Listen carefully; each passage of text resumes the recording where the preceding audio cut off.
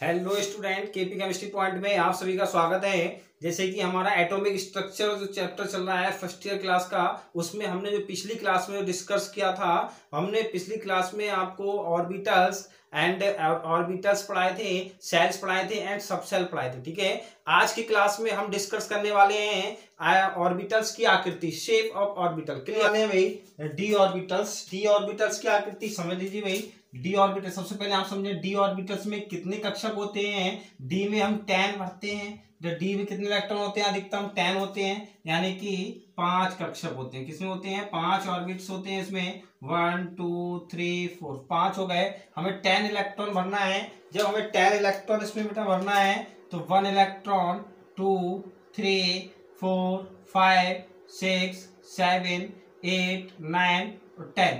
ठीक है भाई, ये हो गया इसमें डी ऑर्बिटल्स। अब डी ऑर्बिटल्स की आकृति क्या होती है बेटा? इसमें आकृति क्या होती है? आकृति देख लीजिए। आकृति डबल डंबलाकार होती है। क्या होती है? डबल डंबलाकार होती है। क्या होती है? डबल डंबलाकार होती है। ठीक है, डबल डंबलाकार होती है। ठीक है, डबल डंबलाकार होती है, यानी कि हम इस प्रकार से डंबलाकार, तो ये हो गई, ये आकृति डंबलाकार हो गई भाई। ठीक है, अब हमें डबल डंबलाकार बनानी है तो ये आकृति हमारी क्या हो गई? डबल डंबलाकार। ठीक है, ये हो गई हमारी डबल डंबलाकार। ठीक, डबल डंबलाकार हो गई। अब इस प्रकार हमें क्या कर सकते हैं भाई? इसमें देखो, जब ऑर्बिटल्स डी है, जब डी ऑर्बिटल्स है, तब एल का मान जो होगा, एल द्विगंशी क्वांटम संख्या का जो मान होगा वो क्या होगा? 2 होगा। जब द्विगंशी क्वांटम संख्या 2 हो गया, जब हम द्विगंशी क्वांटम संख्या का 2 मान हो गया, तब हम m बराबर क्या लिख सकते हैं? +2 +1 0 -1 और -2, यानी कि +L से 0 से -L तक। ठीक है भाई, +L से 0 से -L तक। L क्या है? द्विगंशी क्वांटम संख्या। M क्या है? चुंबकीय क्वांटम संख्या। यदि आपको भाई, मैं जान सकता हूं कि आपको ये चीज कंफर्म नहीं होगी, जो नीट की तैयारी कर रहे हैं वो तो फर्स्ट ईयर में पढ़ चुके होंगे, लेकिन जिनका फर्स्ट ईयर है उन्हें यहाँ पे दिक्कत हो रही होगी, तो बिल्कुल कंफ्यूज होने की आवश्यकता नहीं है। अभी आप इसको राइट डाउन कर लें, लिख सकते हैं। इसके बाद में तीसरे लेक्चर में आपको ये क्वांटम नंबर पढ़ाऊंगा, तब आपको बिल्कुल क्लियर हो जाएगा, समझ में आ जाएगा कि हाँ सर ने सही कहा था और बढ़िया पढ़ाया था। ठीक है, तो इसलिए मेरे साथ बने रहना भाई। तो हमने यहाँ पे क्या हो गया, अब इसमें हम क्या कर सकते हैं? जो डी ऑर्बिटल 5 कक्षक है, यानी कि डी ऑर्बिटल में क्या बेटा? 5 कक्षक होते हैं। डी ऑर्बिटल में 5 कक्षकों की ऊर्जा क्या होती है? समान होती है। क्या होती है बेटा? समान होती है। ये चीज ध्यान रखना, ऊर्जा क्या होती है? समान होती है। कक्षकों की ऊर्जा समान होती है, लेकिन किसकी? यानी कि सब ऑर्बिटल, सब सेल की ऊर्जा भिन्न भिन्न होती है, और हमारे सेल की ऊर्जाएं भिन्न भिन्न होती है। ये चीज ध्यान रखना। ठीक है, अभी मैंने आपको कराया था, SP सब कराए थे, ऊर्जा का बढ़ता हुआ क्रम लिखवाया था। क्या? जब कोष बढ़ रहे थे, जब कोष बढ़ेंगे तब बेटा उनकी ऊर्जा भी बढ़ेंगी। ठीक है, एक चीज और नोट करके लिखेंगे, हमेशा नोट करके, यहाँ पे नोट करके, जो नोट पॉइंट होते हैं वो बहुत ही इंपॉर्टेंट होती है। ठीक है, डी ऑर्बिटल तीसरे कोष से स्टार्ट होता है, ये चीज ध्यान रखें।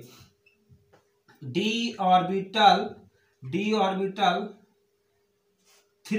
तीसरे कोष से शुरू होता है। बस ये चीज ध्यान रखना आपको। ठीक है, कैसे? यानी कि 3D होगा बेटा, ना 1D होगा ना 2D होगा। क्या होगा? 3D होगा। 3D से लेके आप पहुंच जाइए 7D तक। ठीक है, 8D अभी बना भी नहीं है, 8D नहीं बना है। कभी आप सोचो कि जब 8S हो गया तो 8S का तत्व हमारा खोजा जा चुका है, इसलिए 8S आ गया। अगर हमारा 8D का तत्व खोज लेंगे हम तो 8D आ जाएगा। ठीक है, तो क्लियर हो गया आपको? ठीक, अब हम क्या करेंगे भाई, इसमें ये पॉइंट क्लियर हो गया आपका, ये भी क्लियर हो गया। अब हमें पढ़ना है डी ऑर्बिटल्स के प्रकार। ठीक है, डी ऑर्बिटल्स के प्रकार पढ़ने में एक पॉइंट और रह गया कि डी ऑर्बिटल भी दिशात्मक होते हैं। ये ऑर्बिटल्स भी दिशात्मक होते हैं। ये ऑर्बिटल्स भी क्या होते हैं? दिशात्मक होते हैं। क्या बेटा? दिशात्मक होते हैं। ठीक है भाई, ये ऑर्बिटल्स भी दिशात्मक होते हैं। ठीक, अब मैं आपको बता दूं भाई क्या टाइप्स ऑफ डी ऑर्बिटल्स। ठीक है, types of D orbital. Screenshot आप ले लीजिए, इधर का तो स्क्रीनशॉट ले सकते हैं वीडियो स्किप करके। ठीक, types of D orbitals, types of D orbitals, D orbitals, type of D orbitals. जैसे कि आपको मैंने बताया भाई डी ऑर्बिटल्स क्या है। देखो मैं यहाँ पे पहले डी ऑर्बिटल बना दूं, फिर आकृति सब कुछ यहीं पे, परिभाषा भी यहीं पे बता देंगे आपको। ठीक है, 1 2 3 4 5। ठीक है, ये हो गया हमारा, ये ऑर्बिटल्स है। तो इनमें हमें क्या पढ़ना है बेटा, ये जो ऑर्बिटल्स है ये डी एक्स वाई, ये ऑर्बिटल डी वाई जेड, ये ऑर्बिटल डी जेड एक्स, ये orbital d x square y square, और ये डी जेड स्क्वायर। ठीक है भाई, ये हमारे पांचों ऑर्बिटल्स के टाइप हो गए। क्या हो गए, पांचों ऑर्बिटल्स के टाइप हो गए। अब फिर से देखो, जब डी ऑर्बिटल किसके बेटा, जब डी ऑर्बिटल पहला एक्स वाई है, तो एक्स और वाई के मध्य बनता है, ये चीज ध्यान रखना है, एक्स अक्ष के और वाई अक्ष के मध्य बनता है। ठीक है, एक्स और वाई के जब मध्य बनता है तब क्या करते हैं, अब यहाँ पे अक्ष पर नहीं बनेगा। कभी आप कंफ्यूज रहे कि पी ऑर्बिटल अक्ष पे बना था तो डी ऑर्बिटल भी अक्ष पे बनेगा, नहीं। ठीक है, ये बीच में बनेंगे, मध्य में बनेंगे। पहला पॉइंट लिख लीजिए, डी एक्स वाई ऑर्बिटल। ठीक है, डी एक्स वाई ऑर्बिटल, ये समझ लो भाई डी एक्स वाई ऑर्बिटल क्या है। लेकिन जब डी ऑर्बिटल, जब देखो पहले बना लो आप, इसके बाद आप समझेंगे। हाँ, यह बना देते हैं। देखो ये पोर्शन हो गया, हम यहाँ पे बनाए भाई एक्स अक्ष और वाई अक्ष, बस केवल इनकी बात चल रही। ठीक है, इसकी बात चलेगी, यहाँ पे लिख लेंगे एक्स वाई।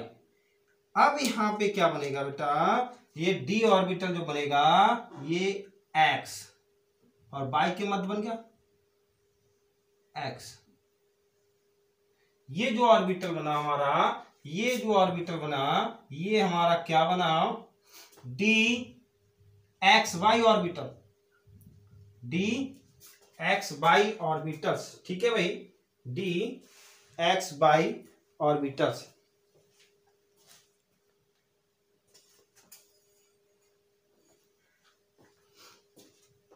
ठीक है, अब डेफिनेशन लिख लो। अच्छा, यहाँ पे जो प्लस माइनस दिखा रहे हैं, एक चीज और हम दिखाते हैं आपको भाई, plus minus, minus plus, plus minus. ठीक है, ये माइनस हो गया, ये प्लस हो गया, ये प्लस हो गया, ये माइनस हो गया। ये जो है इलेक्ट्रॉन, पहला इलेक्ट्रॉन दूसरा इलेक्ट्रॉन। ठीक है, बिल्कुल कंफ्यूज होने की आवश्यकता नहीं है। ठीक है, माइनस प्लस, माइनस प्लस, ये चीज ध्यान रखना। ठीक है, अपोजिट समान आवेश के समान रह नहीं सकते, आपको पता है। अगर समान आवेश के एक ही कक्षक में रह नहीं सकते। ठीक है, जब तक विपरीत आवेश नहीं होगा तब तक उनके बीच कोई भी रिलेशन नहीं होगा। ये चीज आप ध्यान रखने, रिलेशन कब होगा, अपोजिट लिंग वालों के साथ रिलेशन होता है। इसी प्रकार से आप समझ जाइए, जिस प्रकार से अपोजिट आवेश होंगे, अपोजिट आवेश जो होते हैं वही आप इसी प्रकार से जब अपोजिट आवेश बराबर रह सकते हैं बराबर में, तभी विपरीत इलेक्ट्रॉन यानी कि जिनकी दिशाएं विपरीत होंगी तभी ये दोनों आपस में रहेंगे। वरना आप सोचो कि दोनों इलेक्ट्रॉन इस प्रकार से हो जाए तो नहीं रह सकते। ठीक है, विपरीत आवेशित होते हैं। ठीक, अब इसकी परिभाषा लिखेंगे, क्या लिखेंगे, जब डी ऑर्बिटल, जब डी ऑर्बिटल्स, ठीक है भाई, जब डी ऑर्बिटल्स, क्या लिखेंगे, जब डी ऑर्बिटल किस पे बने, एक्स तथा वाई अक्ष पर अक्ष के मध्य बनते हैं। जब डी ऑर्बिटल एक्स तथा वाई अक्ष के मध्य बनते हैं, क्या बेटा, बनते हैं, तब इस प्रकार के ऑर्बिटल्स को, इस प्रकार के ऑर्बिटल को क्या कहते हैं? डी एक्स वाई ऑर्बिटल कहते हैं, डी एक्स वाई ऑर्बिटल कहते हैं। Clear? D x y orbital कहते हैं। अब दूसरा देख लो भाई, दूसरा क्या है? दूसरा जो है हमारे पास क्या है? D y z orbital. D y z orbitals क्या है ये देख लीजिए। यानी कि डी वाई जेड ऑर्बिटल में बेटा क्या होगा? जब ऑर्बिटल किस पे मध्य बनेगा बताओ? जब ऑर्बिटल वाई तथा जेड अक्ष पर, जब ऑर्बिटल वाई तथा जेड अक्ष के मध्य बनता है, ठीक है, ये वाई हो गया, ये जेड हो गया। फिर से देखें यहाँ पे इनके मध्य बनेगा, इनके मध्य बनेगा, ठीक है, ये प्लस, ये माइनस, ये प्लस, ये माइनस, ठीक है, ये हो गया। जब डी ऑर्बिटल, जब डी ऑर्बिटल्स किसके मध्य बनता है? एक्स तथा वाई के मध्य बनता है, तब क्या कहते हैं उन्हें? तब क्या कहते हैं? डी वाई जेड ऑर्बिटल कहते हैं। ये तो आप कर ही लोगे, थ्योरी लिखने की आवश्यकता क्या है। जब डी ऑर्बिटल वाई तथा जेड अक्ष के मध्य बनते हैं, तब इस प्रकार बने ऑर्बिटल को क्या कहते हैं? डी वाई जेड ऑर्बिटल कहते हैं। ठीक है, तीसरा देख लो भाई इसी प्रकार से। तीसरा देखेंगे भाई, तीसरा क्या है? तीसरा क्या है? D z x orbital. D z x orbital, ठीक है, डी जेड एक्स ऑर्बिटल्स क्या होते हैं? अब आप बताओ, खुद ही समझ जाएंगे। एक्स तथा जेड अक्ष के मध्य बने। क्लियर? एक्स तथा ये एक्स हो गया, ये जेड हो गया। ठीक है, तो एक्स तथा जेड अक्ष के मध्य बने, ये लीजिए। ठीक है भाई,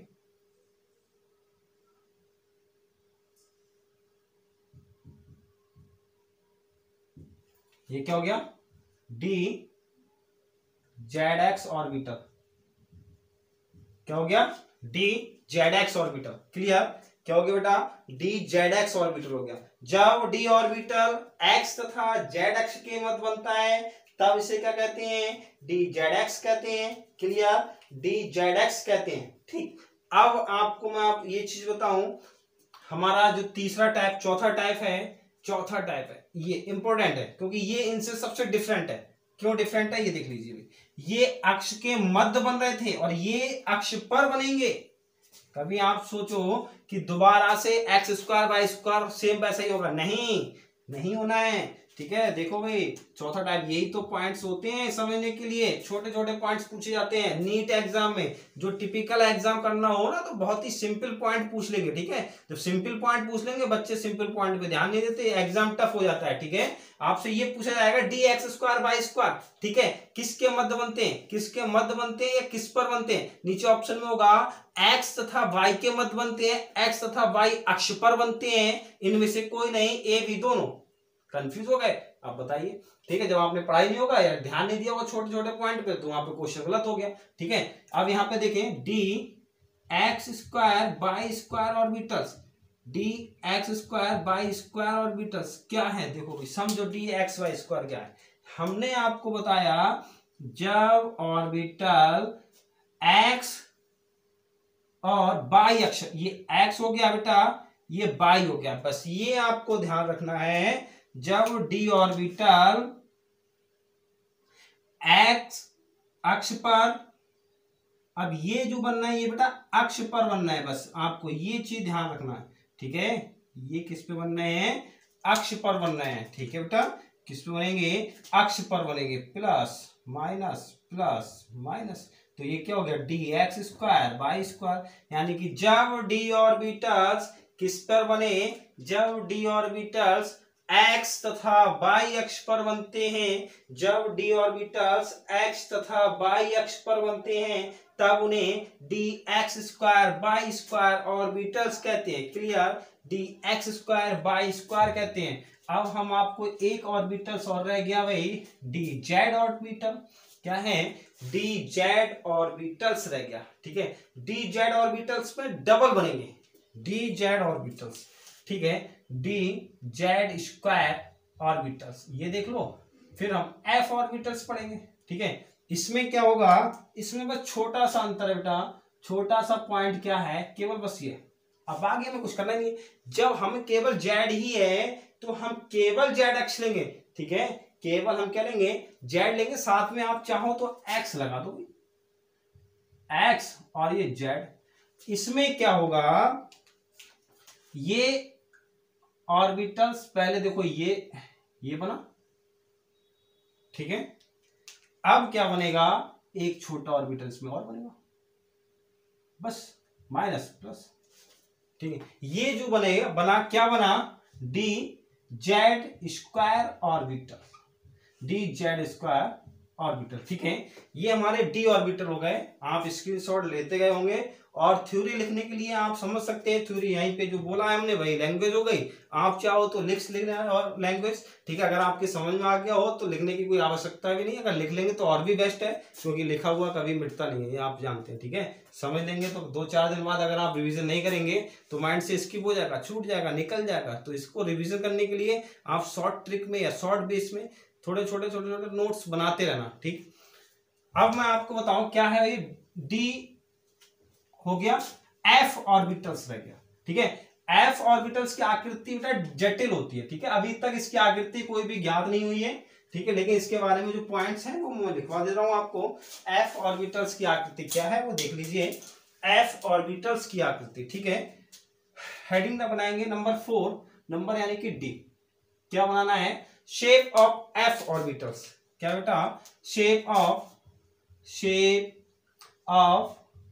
F orbital, shape of F orbitals, ठीक है। शेप ऑफ एफ ऑर्बिटल्स क्या होते हैं, शेप ऑफ एफ ऑर्बिटल की आकृति क्या होती है। सबसे पहले आप आकृति देख लो, F14 होता है, ठीक है। एफ में अधिकतम 14 इलेक्ट्रॉन भर सकते हैं। जब 14 इलेक्ट्रॉन भर सकते हैं तो ऑर्बिटल्स कक्षक कितने होंगे बेटा, 7 होंगे, 1 2 3 4 5 6, ठीक है, 7 हो गए। क्योंकि एक कक्षक में 2 इलेक्ट्रॉन भरे जाते हैं और दोनों एक कक्षक में दोनों इलेक्ट्रॉनों की दिशाएं क्या होती हैं, विपरीत होती हैं, तो इसलिए 7 इलेक्ट्रॉन, 1 2 3 4 5 6 7, 1 2 3 4 5 6 7, ठीक है, ये चीज हो गई। अब इसकी आकृति क्या है, आकृति देख लो, आकृति क्या है बेटा, डबल लगा डी की दी, क्या है, जटिल, क्या होगी, जटिल आकृति होगी। जटिल का मतलब देख लो कितने ही बना सकते हो, जटिल का मतलब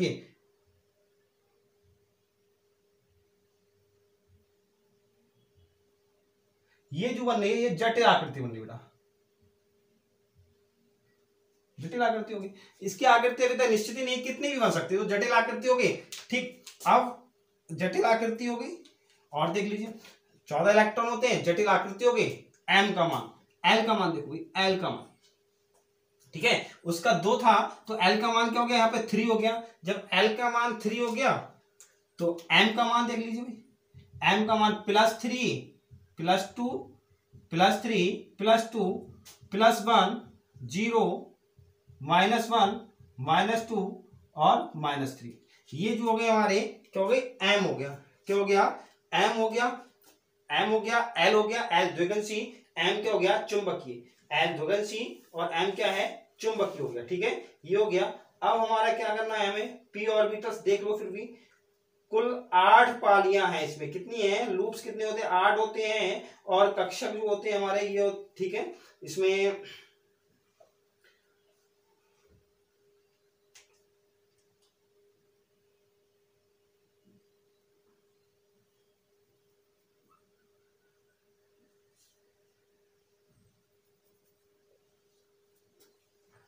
एक नोट पॉइंट करके लिखेंगे, आप नोट करके क्या लिखेंगे बेटा, नोट करके क्या लिखेंगे, इनमें पालियां 8 होने के कारण, एफ ऑर्बिटल में पालियां 8 होने के कारण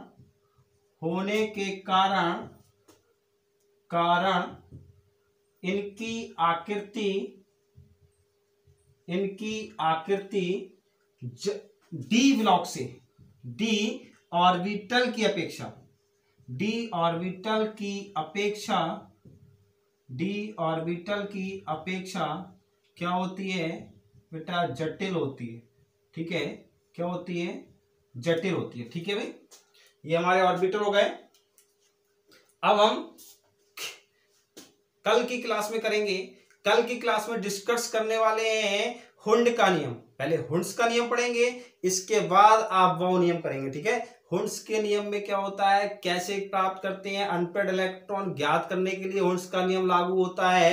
ठीक है, कुछ क्वेश्चन मैं आपको कराने वाला हूं हुंड्स के नियम के, जो एग्जाम के और नीट एग्जाम में पूछे जाते हैं। तो कल की क्लास में देखना ना भूलिए हुंड्स लॉ। ठीक है, हुंड्स लॉ पे जितने भी फैक्ट हैं वो सब डिस्कस करने वाले हैं। मैं एक बात और आपको बता दूं कि संडे की क्लास में, भाई संडे वाले दिन मैं किसी दिन क्लास ले भी सकता हूं, कभी नहीं ले सकता, वो आपको नोटिफिकेशन मिल जाएगा। लेकिन संडे की मैं प्योरली क्या करता हूं भाई, संडे में भाई रेस्ट लेने के लिए आपको क्लास नहीं दे पाता हूं थोड़ा, इसीलिए आप मंडे टू सैटरडे क्लास आपको पर डे शाम 8:30 बजे मिलेगी अपने चैनल पे। यदि वीडियो पसंद आई हो तो लाइक करें, शेयर करें और चैनल सब्सक्राइब करें। बाकी कमेंट्स बॉक्स में कमेंट लिख के अवश्य बताएं। खुश रहिए, मस्त रहिए, पढ़ते रहिए। Thank you very much.